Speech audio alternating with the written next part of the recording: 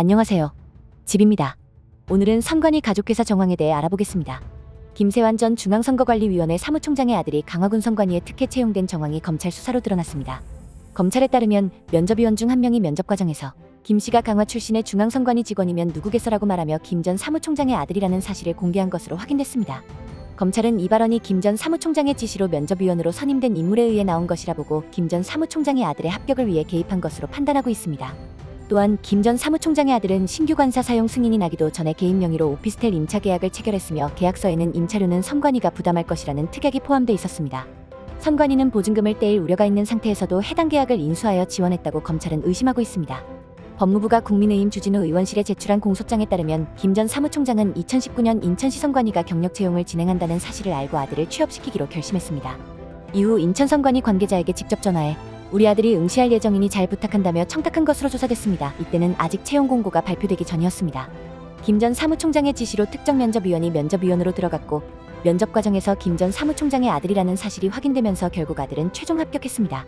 이후 김 전 사무총장은 아들이 포함된 공무원 전입 결정 공문을 직접 결제하며 아들의 임용을 최종 확정지었습니다. 김 전 사무총장의 특혜는 채용 과정뿐만 아니라 인사 이동 과정에서도 계속됐습니다.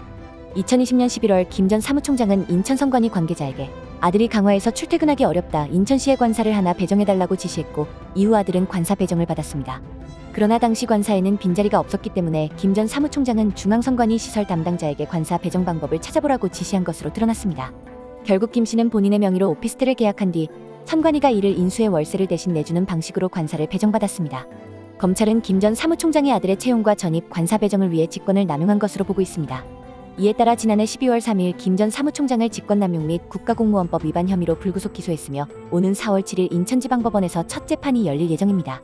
국민 세금으로 운영되는 선관위에서 사무총장의 아들이 특혜를 받은 정황이 구체적으로 드러나면서 선관위의 공정성과 투명성에 대한 비판이 거세지고 있습니다. 이에 대해 주진우 의원은 선관위가 특혜 채용에 이어 상급기관 전입 요건 완화, 월세 대납까지 한 것은 부정부패의 끝을 보여주는 사례라며 철저한 수사를 통해 선관위의 비리를 명명백백히 밝혀야 한다고 밝혔습니다. 김세환 전 선관위 사무총장의 아들이 특혜 채용되고 이후 전입과 관사 배정 과정에서도 각종 편의를 제공받았다는 사실이 검찰 수사를 통해 밝혀지면서 공직사회의 공정성과 도덕성이 다시 한번 도마 위에 올랐습니다.